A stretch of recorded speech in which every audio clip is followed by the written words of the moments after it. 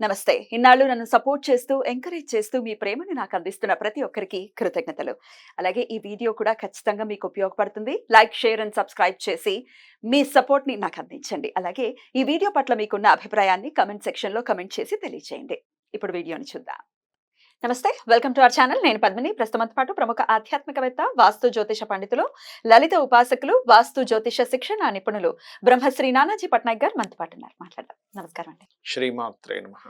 Sir, ఆది శంకరాచార్యుల వారు ఈ జగత్తుకు చేసినటువంటి మేలు అనితర సాధ్యం. ఇంకొకరు శంకరులకే సాధ్యం, అది ఇంకెవరికి సాధ్యమైన సాక్షాత్ పరమశివుడే. పరమశివుడు మాత్రమే సాధ్యపడేటటువంటి విషయం.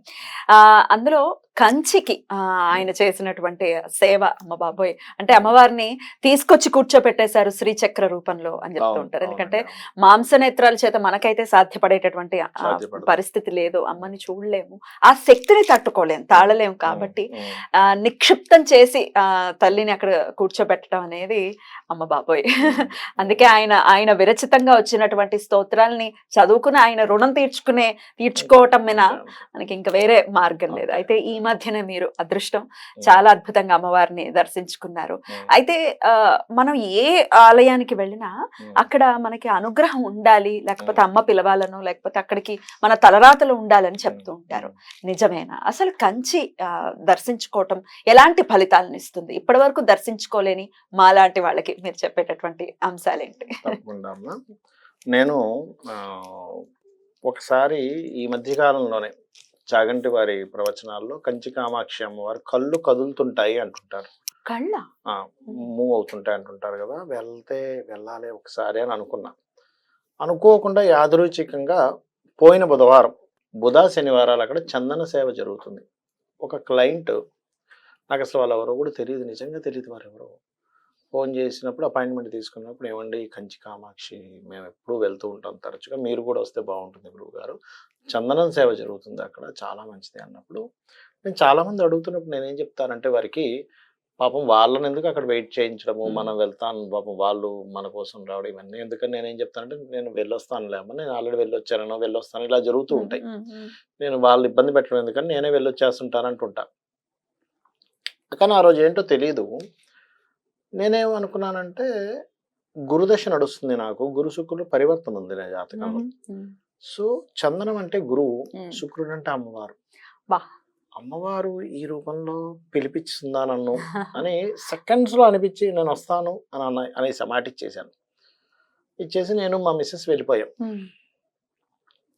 మీరు నమ్మరు, పుట్టినప్పటి నుంచి ఇప్పటి వరకు నా కళ్ళు ఒక అంటే ఇంత ఆనందపడ్డాయి, కళ్ళకున్న సార్థకత అనేటువంటిది అభిషేకం చూసాక జరిగింది. 2 గంటల సేపు జరుగుతుంది. కూర్చున్నారు సార్ తల్లికి? జస్ట్ ఇంతే, ఇంతకంటే ఇంకొంచెం డబల్ ఉంటుంది, మన ఇద్దరం కూర్చున్న దానికంటే డబల్ ఉంటుంది అంతే. చాలా స్పష్టంగా కనిపిస్తుంది.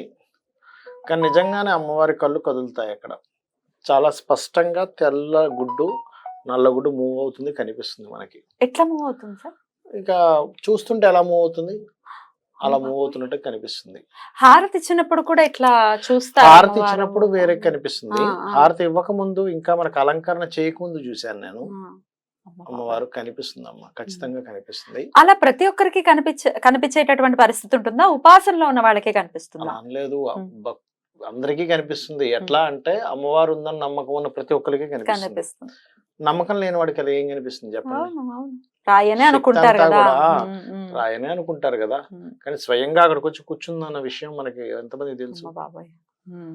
కానీ అభిషేకం చేసేటప్పుడు నాకేమనిపించిందంటే, అభిషేకం చేసి మొత్తం అలంకరణ అయిపోయాక ఆ అలంకరణ చేసినటువంటి ఆ యొక్క పురోహితులు ఎవరైతే ఉంటారో వాళ్ళలోకి హిమవంతుడు యొక్క ఆత్మ వచ్చి చేరిందా అనిపించింది.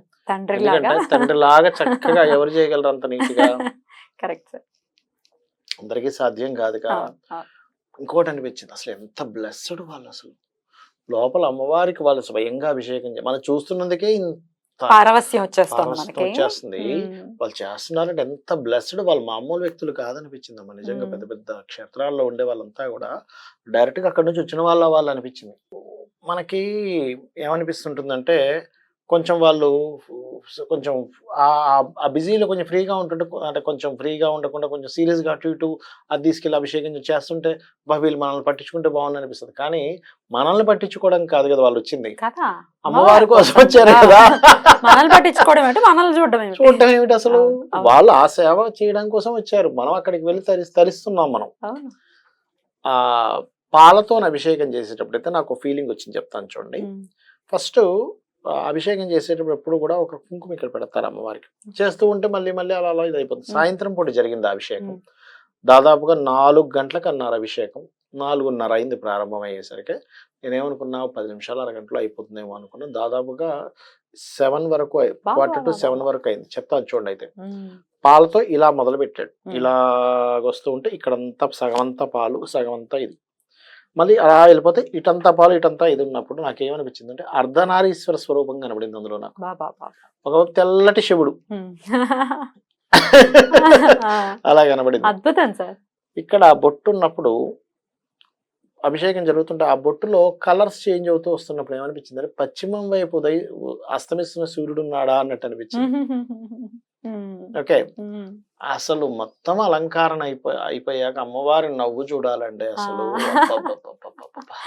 ఒక్కొక్క అభిషేకం జరుగుతుంటే ఒక్కొక్క ప్రత్యేకత. అక్కడ పసుపుతో అభిషేకం జరుగుతుంది అనుకోండి, నవ్వుతున్నట్టుగా అనిపిస్తుంది ఆ ఫీలింగ్. ఇష్టంగా స్వీకరిస్తున్నట్టుగా నవ్వుతున్నట్టుగా ఏదైనా అంతే కదా. ఇంకోటి ఏంటంటే ఆ యొక్క క్షేత్రానికి క్షేత్ర పాలకుడు అయ్యప్ప స్వామి. మామూలుగా అయ్యప్ప స్వామి ఇలా కూర్చొని ఉంటారు కదా, అక్కడ నిలబడి ఉంటారు. ఇంకొక విషయం ఏంటంటే నేను మీకు ఒక విషయం చెప్తాను చూడండి. ఆ రోజు నాకు చెన్నై కామాక్షి అమ్మవారి టెంపుల్కి, కంచి కామాక్షి అమ్మవారి ఆలయానికి ఎయిర్పోర్ట్, చెన్నై ఎయిర్పోర్ట్కి 2 hours జర్నీ, దాదాపుగా 150 minutes. నేను 7 కల్లా బయలుదేరితేనే కానీ 9 o'clock కల్లా రీచ్ అవ్వాలి. 10కి ఫ్లైట్ ఉన్నప్పుడు 1 hour ముందు ఉండాలి కదా. నేను పూజ జరుగుతుంది మనసులో అనుకున్నా, ఒక్క సెకండ్ అలా పక్కకు పోయింది. ఏమిటి, టైం అయిపోతే మిస్ అయిపోతే ఎలాగా, ఫ్లైట్ మిస్ అవుతే అలా అనుకుని మళ్ళీ వెంటనే సెకండ్స్ లో ఏమనుకున్నానంటే మనసులో అమ్మవారికి తెలియదా డిలే చేపిస్తుంది అంత కావాలంటే ఫ్లైట్ అనుకున్నానండి. నిజంగా అనుకుంటే నేను మాత్రం 6:45 కల్లా బయటకు వచ్చేసాము. వాళ్ళు ఏదో ప్రసాదిస్తామంటే కొంచెం ఇచ్చేసండి, నేను కొంచెం బయలుదేరాలన్నాను. అంతా ప్రసాదం మొత్తం తర్వాత తీసుకుందాం, ఫస్ట్ అయితే తీసుకొని బయలుదేరిపోతాం. గబగబా అక్కడ ఉన్న ప్రసాదం తీసుకొని వచ్చేసాం. రూమ్కి వచ్చేసాం. నేను మా మిస్సెస్ ఇద్దరం క్యాబ్ బుక్ చేసుకుని వెళ్ళిపోయాం.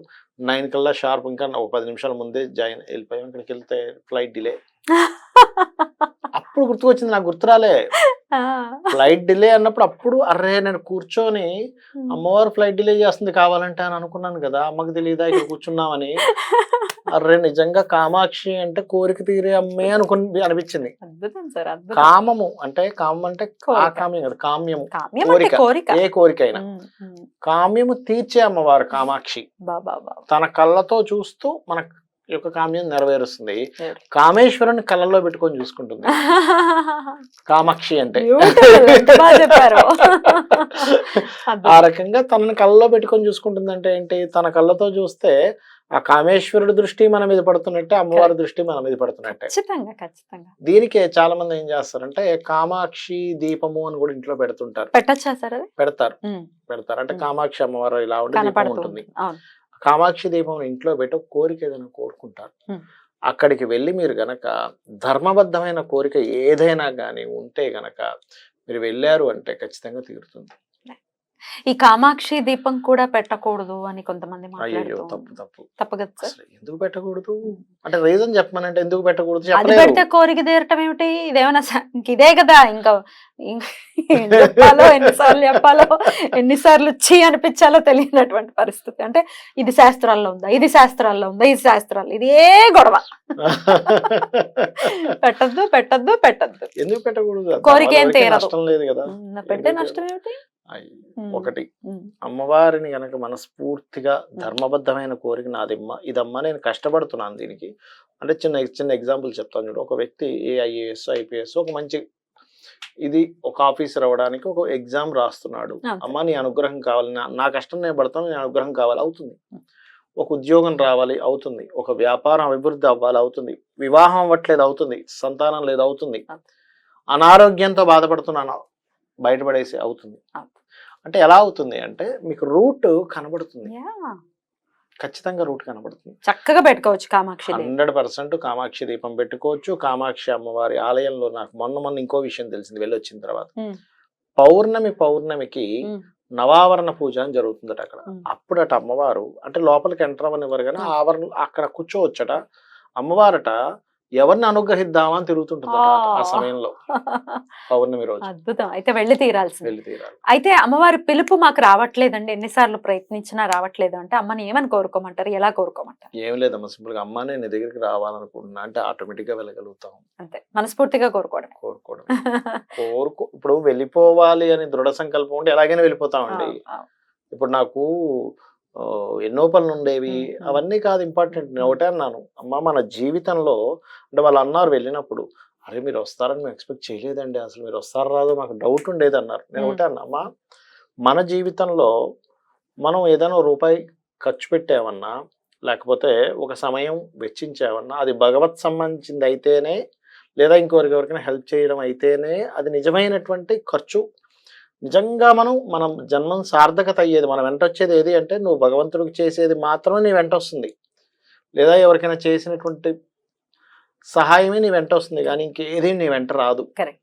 అలాంటప్పుడు ఇంత గొప్పగా అమ్మవారికి సంబంధించి మీరు పిలిచారు, అమ్మవారు పిలిపించింది అనుకుంటున్నాను, వెరీ బ్లెస్డ్ అని ఫీల్ అయ్యాను. వెళ్ళొచ్చారు, చాలా చాలా సంతోషం సార్. కాశీకి వెళ్ళొస్తే వచ్చి కాళ్ళకి నమస్కారం చేస్తారు, అరే ఈ కాళ్ళు వెళ్ళాయి, ఈ కళ్ళు చూసాయి స్వామిని.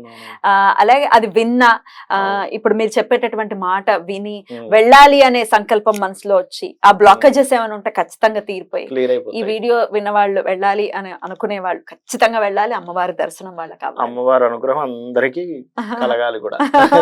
థ్యాంక్ యూ సార్, చాలా అద్భుతంగా మాకు తెలియజేశారు. Thank you very much. నమస్తే. శ్రీమాత్రే నమః.